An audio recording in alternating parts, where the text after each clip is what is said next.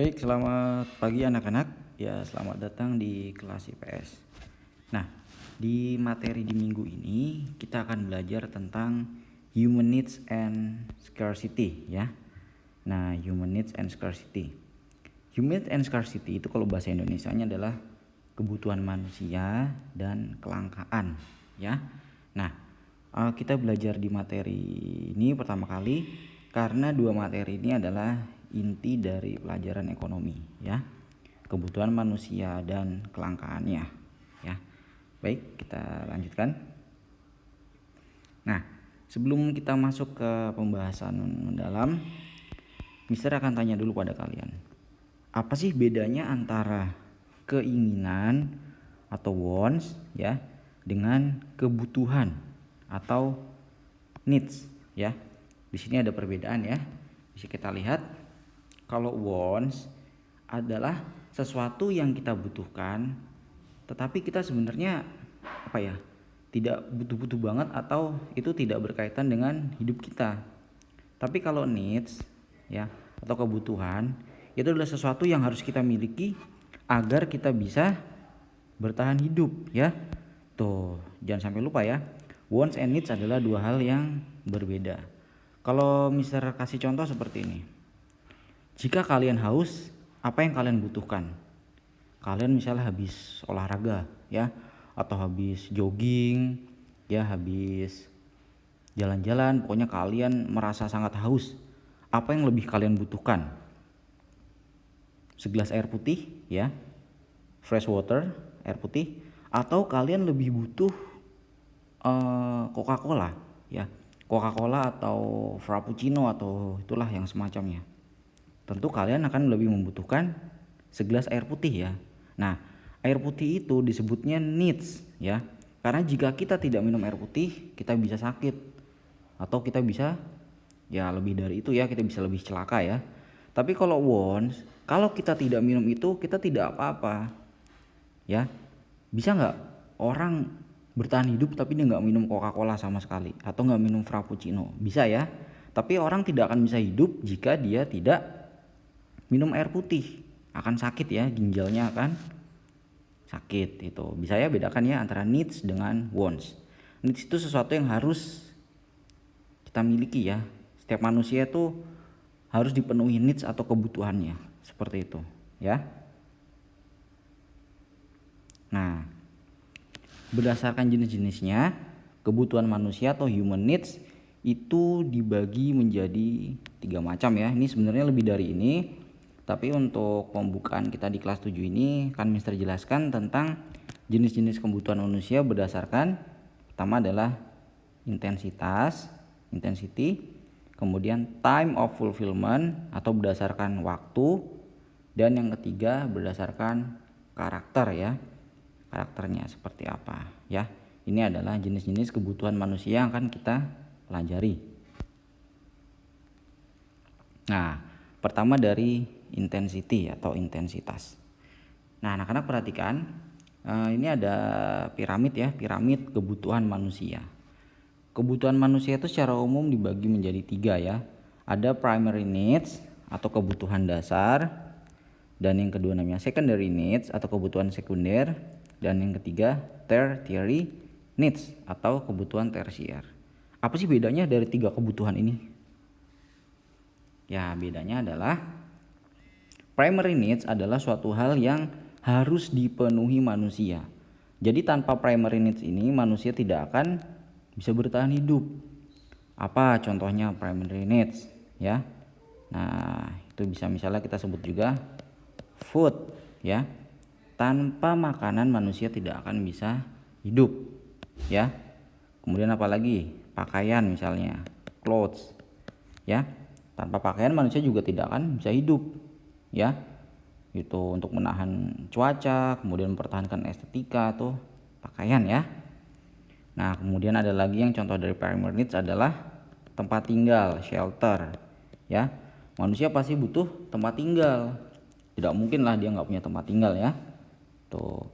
Dan satu lagi yang penting adalah, nah ini juga mulai dikategorikan sebagai kebutuhan dasar ya, education atau pendidikan ya. Ada nggak kira-kira zaman sekarang nggak sekolah gitu, nggak usah sekolah gitu, atau benar-benar nggak mau sekolah sama sekali gitu? Nggak ada kan. Jadi education dikategorikan sebagai kebutuhan dasar. Nah kalau secondary needs ya, secondary needs itu adalah suatu kebutuhan yang akan dipenuhi manusia jika dia telah memenuhi primary needs-nya ya itu. Nah sedangkan tertiary need adalah kebutuhan tersier, kebutuhan manusia ya, yang berkaitan dengan mempertahankan prestise ya prestis manusia. Contoh, seseorang telah memenuhi kebutuhannya ya dalam makanan, pakaian, rumah, dan pendidikan. Tapi dia merasa kurang. Saya ingin agar dipandang masyarakat, saya ingin dianggap orang kaya. Maka orang tersebut jika mempunyai gaji atau pendapatan tinggi, dia akan membeli misalnya mobil mewah ya. Dia akan membeli mobil mewah agar dipandang sebagai orang kaya dalam masyarakatnya. Ya, seperti itu anak-anak ya. Jadi berdasarkan intensitasnya ada kebutuhan dasar primary needs, kemudian secondary needs and tertiary needs atau kebutuhan tersier seperti itu ya. Nah kemudian kebutuhan manusia berdasarkan waktu pemenuhan kebutuhannya ya. Nah anak-anak kita lihat di sini berdasarkan waktu pemenuhan kebutuhan ya, kebutuhan manusia bisa dibagi menjadi dua. Yang pertama namanya adalah current needs ya, atau kebutuhan saat ini. Dan yang kedua adalah future needs atau kebutuhan yang akan datang ya. Apa sih bedanya? Nah kalau current needs itu adalah sebuah kebutuhan yang harus dipenuhi saat ini juga. Jika tidak dipenuhi saat ini juga, manakah manusia akan sangat merasa kekurangan atau bahkan tidak bisa bertahan hidup. Nah contoh di gambar ini adalah payung ya, payung saat hujan ya. Saat hujan seseorang akan lebih membutuhkan payung ya dibandingkan hal lainnya. Misalnya kalian saat hujan kalian ingin pergi ke sekolah ya, tapi jika tidak ada payung kalian tidak bisa pergi. Nah maka payung ini menjadi kebutuhan saat ini, jadi saat ini juga harus dipenuhi ya, itu current needs. Yang kedua adalah future needs. Nah future needs adalah suatu kebutuhan di masa yang akan datang. Misalnya tahun depan kalian ingin pergi haji ya, seperti itu. Tahun depan kalian membutuhkan sesuatu yang benar-benar kalian butuhkan ya, maka dari sekarang kalian menabung ya. Nah ini menabung ya. Nah menabung untuk kebutuhan di masa yang akan datang ya. Itu jadi perbedaan kebutuhan berdasarkan waktunya bisa dibagi jadi dua, current needs atau kebutuhan saat ini dan future needs ya, kebutuhan yang akan datang. Nah selanjutnya berdasarkan karakternya ya. Nah anak-anak berdasarkan karakternya kebutuhan dibagi jadi dua ya. Yang pertama adalah physiological needs ya, atau disebut juga di bahasa Indonesianya kebutuhan jasmani ya. Dan yang kedua adalah spiritual needs. Nah spiritual needs itu kalau di bahasa Indonesia kan adalah kebutuhan rohani ya, kebutuhan rohani. Nih apa sih bedanya kebutuhan fisiologi dengan kebutuhan rohani ya? Setiap manusia itu pasti membutuhkan hal yang bersifat jasmani dan rohani ya. Contoh, di antara kalian pasti butuh olahraga ya, dan butuh makanan-makanan yang bergizi. Itu adalah sebuah kebutuhan yang bersifat fisiologik atau kebutuhan jasmani ya. Itu bisa kita lihat contoh adalah makanan, tempat tinggal, istirahat ya, sleep atau tidur itu juga sangat penting ya bagi kesehatan tubuh kita. Itu namanya physiological needs atau kebutuhan jasmani. Nah yang kedua adalah spiritual needs ya. Nah spiritual needs ini adalah kebutuhan yang berkaitan dengan rohani atau kejiwaan kita ya. Setiap manusia tuh pasti butuh namanya siraman rohani, atau gampangnya ya mereka butuhlah curhat dengan Tuhan seperti itu ya. Mereka mengadukan masalah-masalah mereka agar hati mereka jadi tenang ya. Nah, itu namanya adalah spiritual needs atau kebutuhan rohani. Contohnya ya, kalian berdoa ya, kalian sholat 5 waktu, atau kalian pergi ke gereja ya, atau kalian pergi ke tempat ibadah ya. Nah, anak-anak, selain spiritual itu, selain berdoa juga ada banyak ya sebenarnya ya. Jadi contoh lainnya misalnya Mister bisa tuliskan di sini, kalian hangout ya, hangout bareng teman. Hangout bareng teman itu jika membuat hati kalian jadi senang ya, membuat hati kalian jadi plong, itu bisa dikategorikan sebagai spiritual needs juga ya. Jadi itu adalah kebutuhan rohani juga. Atau misalnya salah satu spiritual needs lagi adalah kalian ya misalnya nonton bioskop ya, watching movie, hangout bareng teman, seperti itu. Jadi intinya kegiatan-kegiatan yang membuat hati kalian jadi senang, rohani kalian jadi bahagia, itu dikategorikan sebagai spiritual needs ya. Itu oke. Next. Nah, sekarang kita akan belajar tentang faktor-faktor yang mempengaruhi kebutuhan manusia ya. Nah, anak-anak, ada beberapa faktor yang mempengaruhi kebutuhan manusia. Pertama kali adalah faktor fisik ya, fisikal. Kemudian ada keadaan alam dan ada faktor ekonomi ya. Nah, ini sebenarnya mungkin ada lebih banyak lagi faktor-faktor yang mempengaruhi kebutuhan manusia, tapi kita batasi di 3 ini dulu aja ya. Jadi ada physical, natural features, and economic ya. Nah, pertama kita bahas dari physical ya. Nah, anak-anak perhatikan ke depan, perhatikan di layar ya. Nah, physical ini adalah faktor yang mempengaruhi kebutuhan manusia ya, berdasarkan fisik atau bentuk tubuh manusia itu sendiri ya. Bisa kita lihat di gambar ya. Seorang laki-laki ya membutuhkan jas dibandingkan dengan blazer ya. Seorang laki-laki akan membutuhkan jas dibandingkan dengan blazer. Begitu pula sebaliknya ya. Wanita tentu lebih membutuhkan blazer atau pakaian wanita dibandingkan dengan jas ya. Atau wanita pasti lebih membutuhkan bedak dan lipstik dibandingkan dengan laki-laki ya. Itu. Jadi salah satu faktor yang mempengaruhi kebutuhan manusia adalah bentuk tubuh manusia, atau bisa juga jenis kelamin ya. Jenis kelamin atau gender itu sangat mempengaruhi kebutuhan manusia ya. Oke. Kemudian yang kedua adalah natural features atau keadaan alam. Nah, anak-anak bisa kita lihat di gambar ya, keadaan alam. Nah, keadaan alam ini sangat mempengaruhi kebutuhan manusia. Bisa kita lihat di gambar ya. Ini ada pegunungan dan ada pantai ya. Nah, coba bisa kita lihat, kira-kira kalau orang yang tinggal di pegunungan itu lebih butuh baju seperti apa sih? Ya, misalnya orang yang tinggal pegunungan karena ya cuacanya dingin, mereka lebih butuh jaket ya, atau shawl ya. Pokoknya baju-baju tebal yang bikin mereka nggak jadi kedinginan. Nah, sedangkan orang yang tinggal di daerah pantai ya, itu akan lebih menggunakan baju yang tipis ya, yang bahannya sejuk ya, karena cuacanya panas di sana ya. Mereka tidak membutuhkan jaket. Tetapi orang yang tinggal di pegunungan ya lebih membutuhkan jaket dibandingkan orang yang tinggal di pantai. Seperti itu anak-anak. Nah, selain dari sisi pakaian itu ada banyak ya, misalnya dari sisi peralatan yang digunakan ya. Misalnya orang yang tinggal di pantai akan lebih membutuhkan perahu dan jaring ya untuk menunjang pekerjaan mereka, misalnya mencari ikan di laut. Sedangkan orang yang tinggal di pegunungan tidak membutuhkan benda-benda tersebut ya.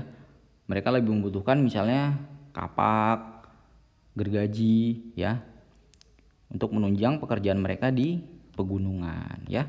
Jadi keadaan alam suatu tempat sangat mempengaruhi perbedaan kebutuhan manusia ya, seperti itu. Nah, kemudian kita lihat salah satu faktor yang mempengaruhi kebutuhan manusia adalah economic status ya, status ekonomi, economic status. Nah, anak-anak perhatikan apa sih bedanya antara dua rumah ini? Ya, apa bedanya? Ya, baik. Misalnya bisa kita simpulkan yang rumah yang ini nih, ya yang ini. Ini adalah rumah misalnya orang yang mempunyai pendapatan tinggi ya, nah atau orang kaya. Sedangkan yang ini adalah orang yang mempunyai pendapatan rendah ya, nah atau orang miskin seperti itu. Nah, anak-anak, perbedaan ekonomi atau pendapatan dari seseorang ya itu sangat mempengaruhi kebutuhan mereka ya, sangat mempengaruhi kebutuhannya. Orang yang mempunyai pendapatan tinggi ya itu relatif untuk memenuhi kebutuhan tersiernya ya. Nah, mereka relatif untuk memenuhi kebutuhan tersiernya. Kenapa? Karena ya kebutuhan primer dan sekunder mereka itu sudah dapat dengan mudah terpenuhi ya. Nah, kebalikannya dengan orang yang punya pendapatan rendah, bisa kita lihat uang pendapatan mereka ya atau gaji mereka itu akan lebih digunakan untuk mengejar kebutuhan primer ya. Gitu. Kalau orang yang pendapatan tinggi ya, mereka lebih mengejar kebutuhan tersiernya, sedangkan yang pendapatan rendah ya lebih cenderung mengejar kebutuhan primernya seperti itu ya. Jadi antara economic status itu sangat mempengaruhi kebutuhan seseorang ya, seperti itu anak-anak. Nah, sekarang kita akan belajar tentang satisfaction tools. Nah, di pelajaran di slide-slide sebelumnya kita belajar tentang kebutuhan manusia. Nah, sekarang kita belajar tentang satisfaction tools atau disebut juga alat pemuas kebutuhan ya. Alat pemuas kebutuhan itu adalah alat-alat yang berupa barang atau jasa yang digunakan untuk memenuhi kebutuhan manusia ya. Contohnya tadi, jika seseorang itu haus, maka satisfaction toolsnya, alat pemuas kebutuhannya adalah segelas air ya. Jika manusia kedinginan di gunung, maka satisfaction toolsnya atau alat pemuas kebutuhannya adalah jaket atau baju tebal seperti itu ya. Kebutuhan dan satisfaction tools atau alat pemuas kebutuhan. Nah, ini bisa dibagi jadi macam-macam ya. Ada yang menurut bentuknya ya, kuantitas atau bagaimana mendapatkannya ya, penggunaannya dan hubungannya dengan barang lain ya. Kita bahas satu-satu. Nah, dari segi bentuk ya. Nah, dari segi bentuk anak-anak, secara umum alat pemuas kebutuhan atau satisfaction tools itu bisa kita bagi jadi yang pertama namanya concrete goods ya, atau barang konkret. Dan yang kedua adalah abstract goods atau barang abstrak.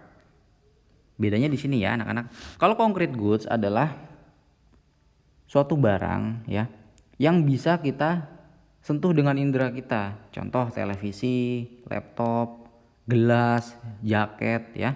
Jadi itu bisa kita sentuh dengan indera kita. Sedangkan abstrak itu bisa kita rasakan manfaatnya, tapi tidak bisa kita sentuh. Contoh, Mr. Kamil contoh sini dokter ya. Nah, dokter itu yang dilihat adalah jasa medisnya ya. Ya, bukan fisik dokternya tapi adalah jasa dokternya. Wah, dokter memberikan advice ya atau saran tentang kesehatan, memberikan resep-resep ya.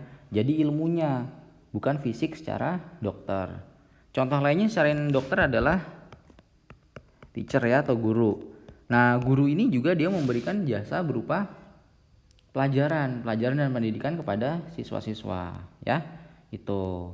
Oke, Mister ulang. Jadi secara bentuk itu ada concrete goods ya dan abstract goods, barang konkret dan barang abstrak.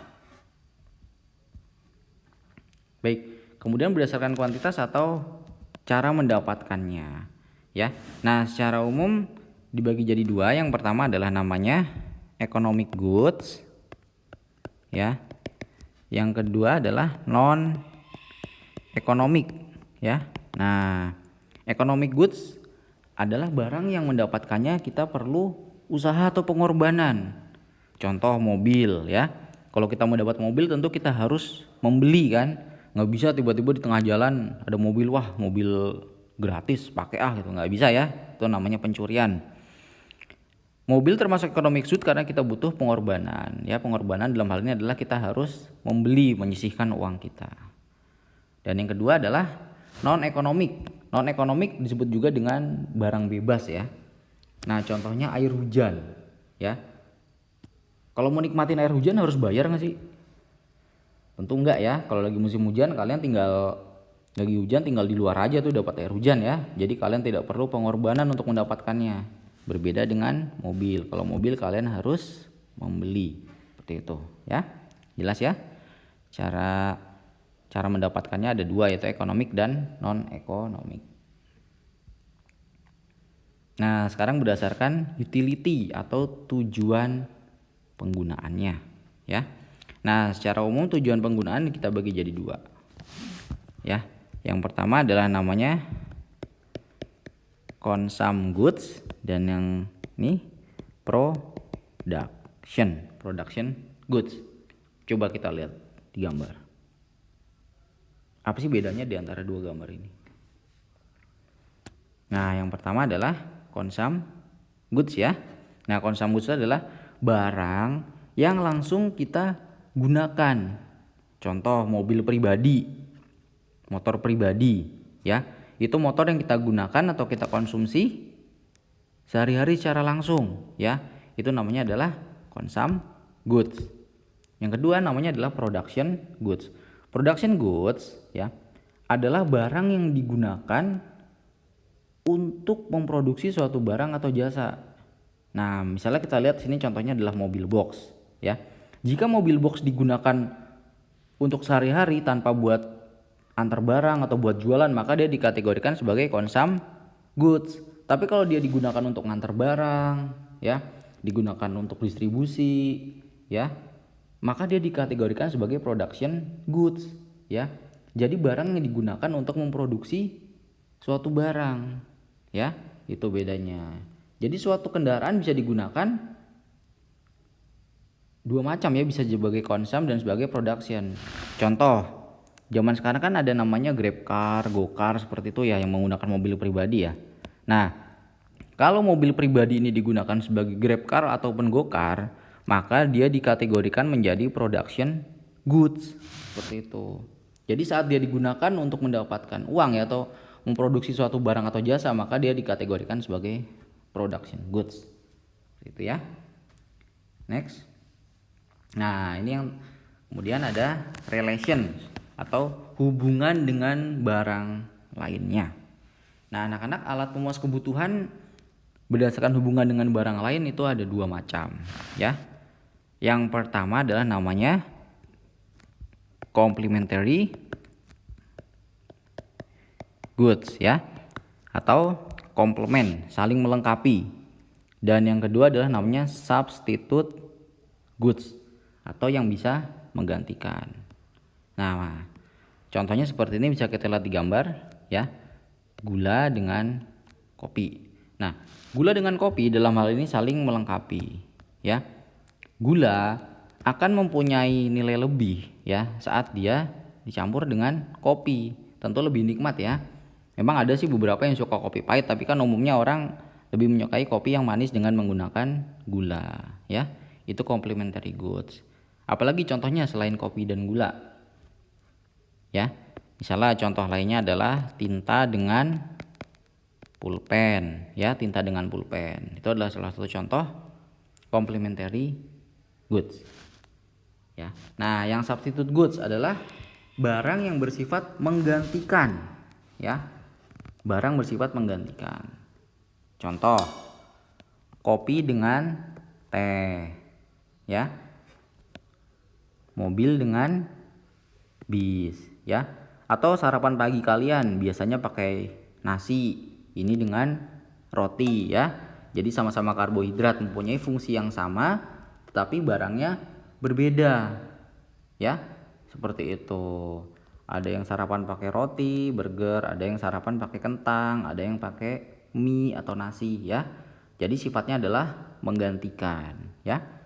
Tuh, jadi secara hubungan dengan barang lain ada yang bersifat complementary ya atau melengkapi, dan ada yang bersifat substitute atau menggantikan. Ya, seperti itu. Nah, anak-anak, tadi kita sudah belajar tentang kebutuhan manusia dan alat pemenuhan kebutuhannya. Sekarang kita akan belajar tentang scarcity atau kelangkaan. Nah, perhatikan anak-anak ya, scarcity atau kelangkaan ini ada selain kebutuhan manusia adalah salah satu dasar dari ilmu ekonomi ya, scarcity atau kelangkaan ya.